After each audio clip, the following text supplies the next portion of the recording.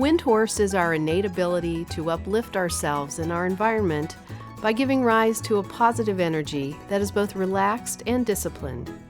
Since 1981, Wind Horse Community Services has integrated this understanding with modern conventional therapies, meditation, and contemplative traditions in the development of at-home, whole-person mental health recovery. Wind Horse Journal is dedicated to the mission of communicating decades of clinical and personal experience to professionals, educators, students, and anyone seeking recovery options. Please join the dialogue. Welcome to Wind Horse Journal Entry 64, The Space Between, Opening Ourselves to Inclusion, Part 2. This continues the conversation about inclusion moderated by Chuck Knapp. Participants Sorin Thomas, Marie DiGiacomo, and Polly Banerjee Gallagher go deeper into the question of how and why some ways of being get marginalized. They discuss the pervasive and internalized struggles we can face and look at how to approach these on both personal and organizational levels.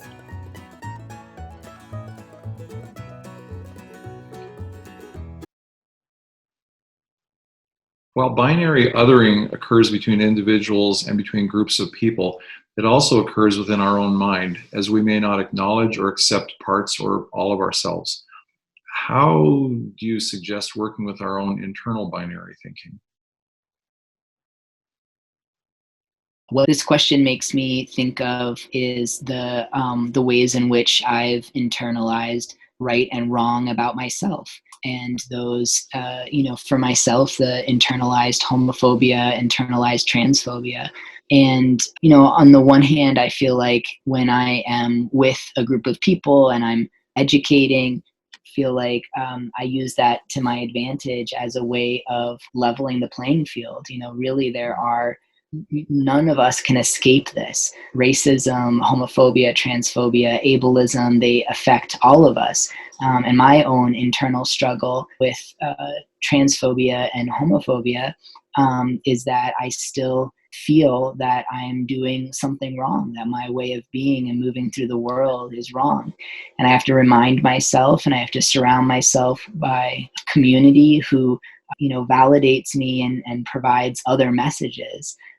And then, of course, my racism, my internalized racism, I have those messages as well. And have to work really hard as a white person to digest all the material that our culture explicitly and implicitly feeds to us, and put a gap between that implicit bias and my response. And, I'm always trying to make sure that my response is in true allyship, or in terms of homophobia and transphobia, that my response isn't perpetuating the harm that I do to myself, the ways that I am tell myself that I'm too much or not enough, that I'm not accidentally doing that to other people. Well, in listening to you, Sorin, I think it's difficult to talk about in a certain way for me. I think right now, the larger culture we're in has this impact on me. Feels relatively new, I suppose, as I notice my color more when I'm in public, for instance.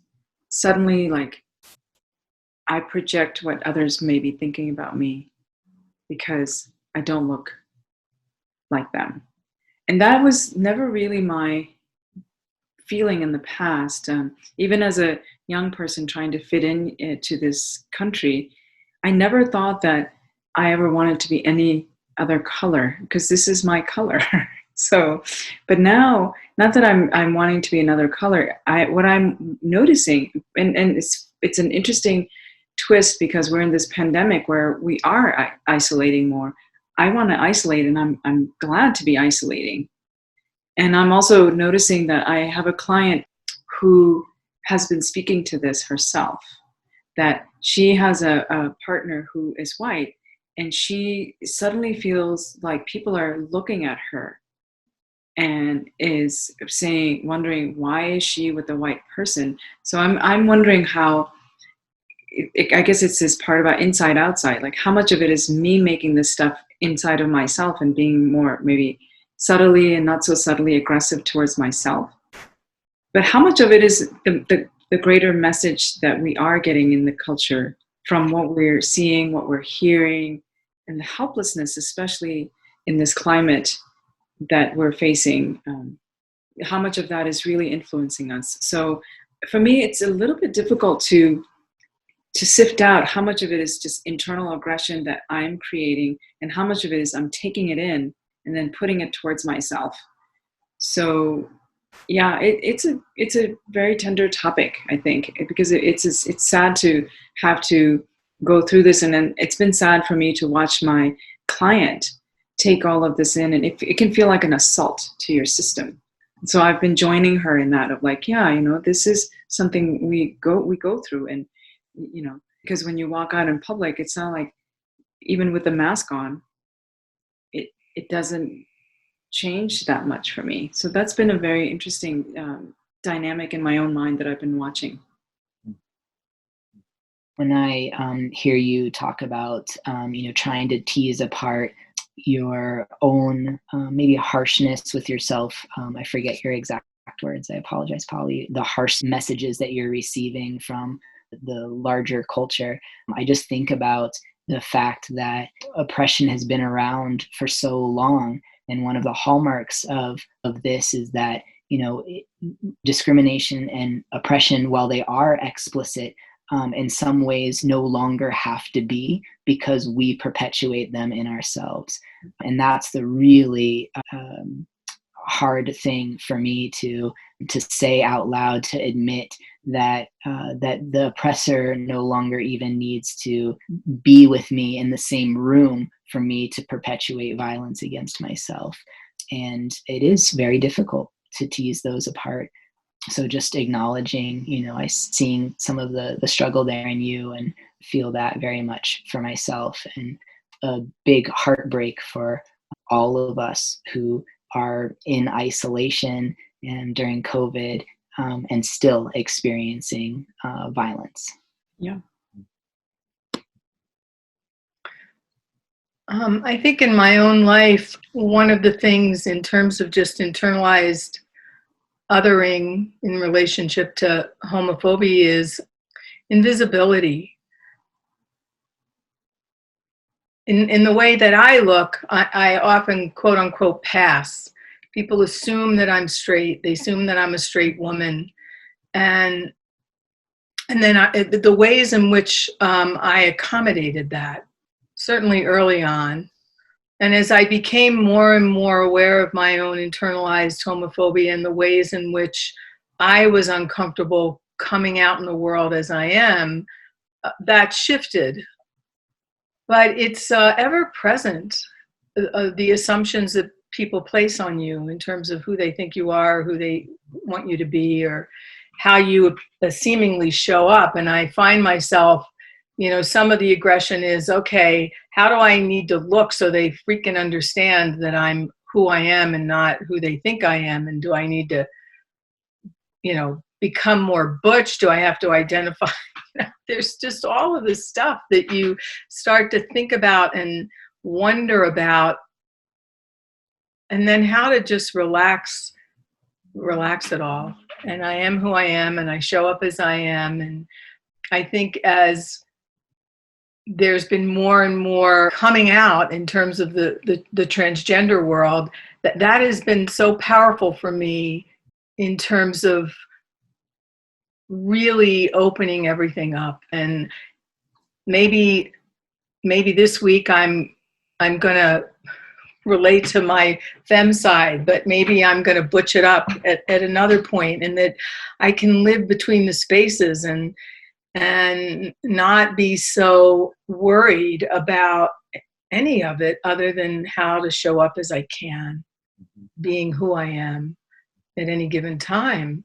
And how do we do that for everyone else? And have the willingness to just not assume anything about anybody. I think that's the othering part, is we make all these assumptions so consistently, from basic being unfamiliar, so not knowing, to out and out murder. It spans that whole spectrum. Just want to go back and highlight something from each of your shares there, is that the two primary ways that we hurt people as social creatures is we make their difference, something about a person, hyper visible and target that difference in them, or we make difference invisible and wash away their person's experience. And again, as social creatures, this is just so incredibly important to us, introverts or extroverts, as human beings. And then what can happen internally is that so many of us have this experience of that internal battle. Am I too much? Am I not enough? And just wavering back and forth. At least that's been my experience. So we're all working with a certain amount of internal aggression. Having experience of being marginalized, not seen, invisible, that it seems like it compounds the complexity of the internal aggression and judgment, and you get these reverberations with the environment.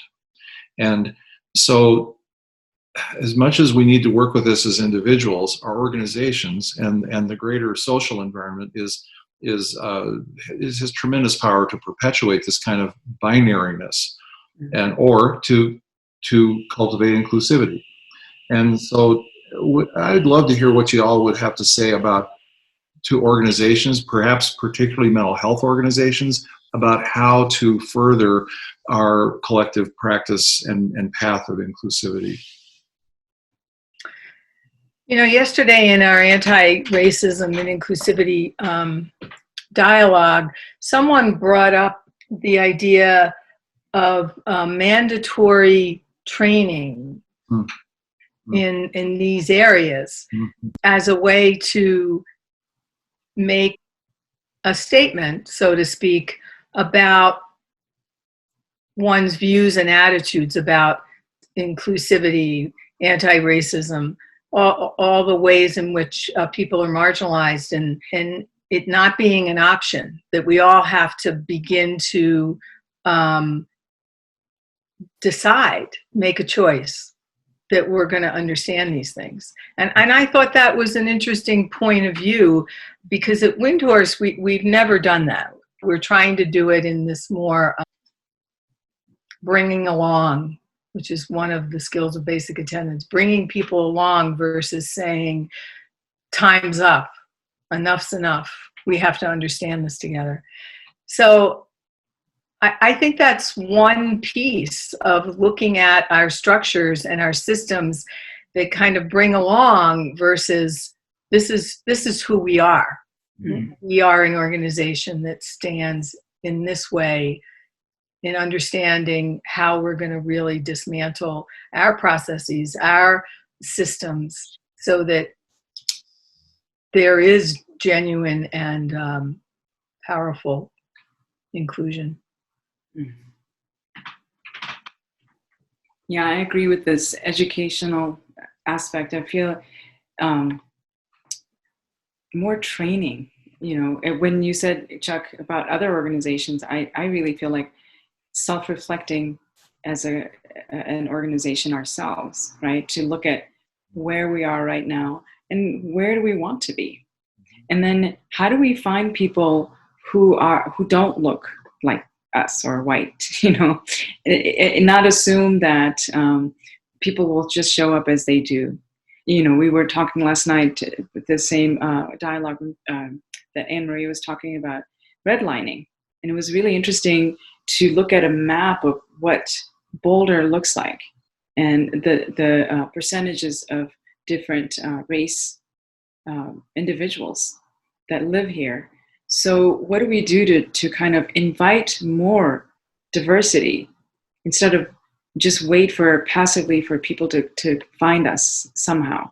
So I've been really interested from my perspective to see what that might be like. And then I also think that there could be more of this.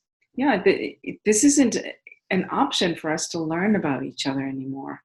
I don't know how to say that without sounding heavy-handed, but I feel that way. And then, of course, I get nervous because I think, oh, people might see me and say, well, of course you think that because of where, your location. So I feel sensitive to saying that. But when I heard you say it, Anne-Marie, I felt a little more bold to say it out loud. But I think that has to be a bit of a stance from organizations to say, we talk about having a contemplative practice as a basis to, in our job descriptions, we have that. Well, I think this is a part of it too, that there's a lot more for us all to learn from it. Yeah, and I would just add to both of those with regards to educational trainings and hiring practices and culture. First of all, with regards to education and training, that we need to have more depth in our trainings. And one of the things that is certainly proven not helpful and comes from toxic whiteness is looking for a quick fix. What's the right thing to do? Just tell me the right words to say, the right thing to do, and then I'll do it.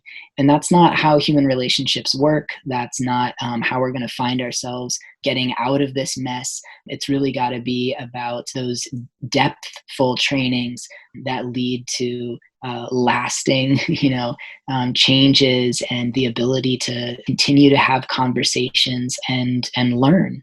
And then the other thing, with regards to hiring diverse staff, I think that's extremely important, putting marginalized voices into positions of power. That's how we're going to see change. But I think the caveat there is that we can't bring those who have different skin colors and identities and experiences into the same culture. We have to be willing to allow our culture to change. We can't need for those folks to assimilate into an oppressive system that we have in place.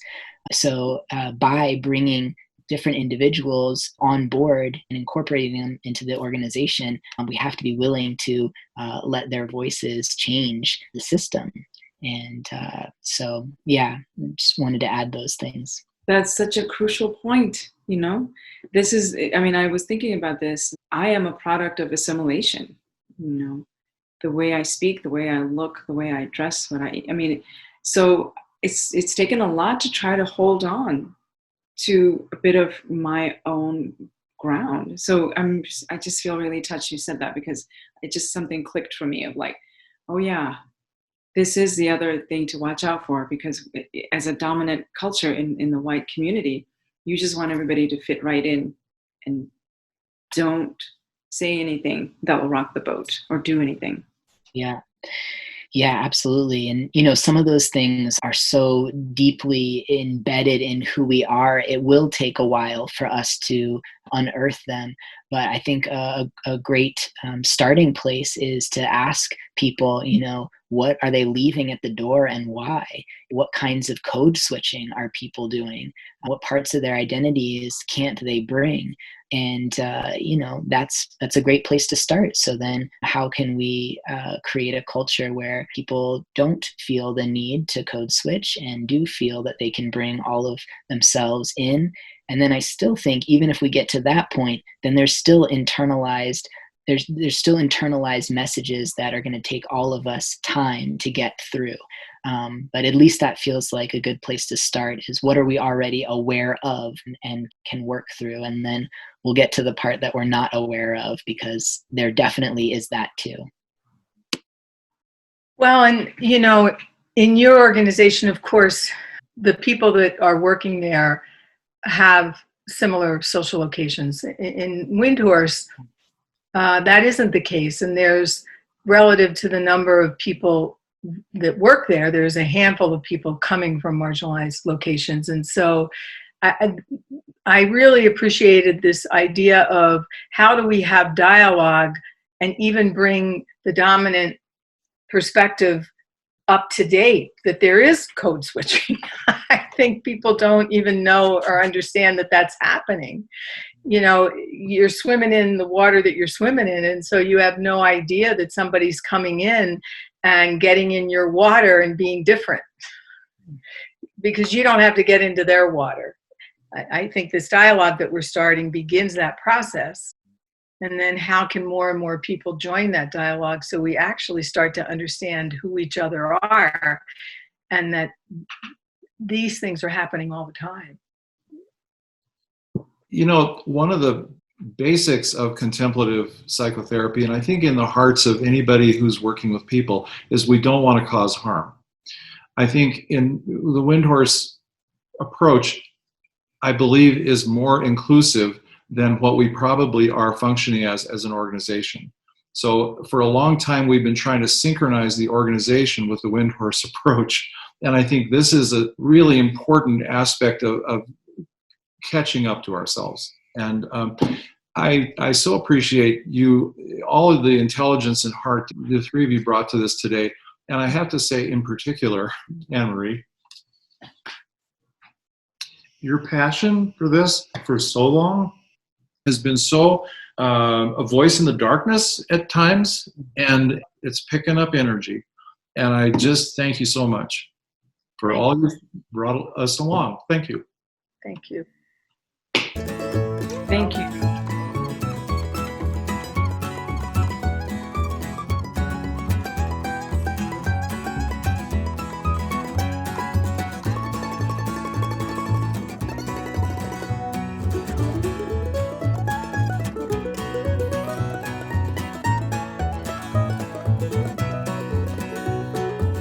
Windhorse Journal is a publication of Windhorse Community Services, supporting recovery from mental health challenges at home and in the community since 1981.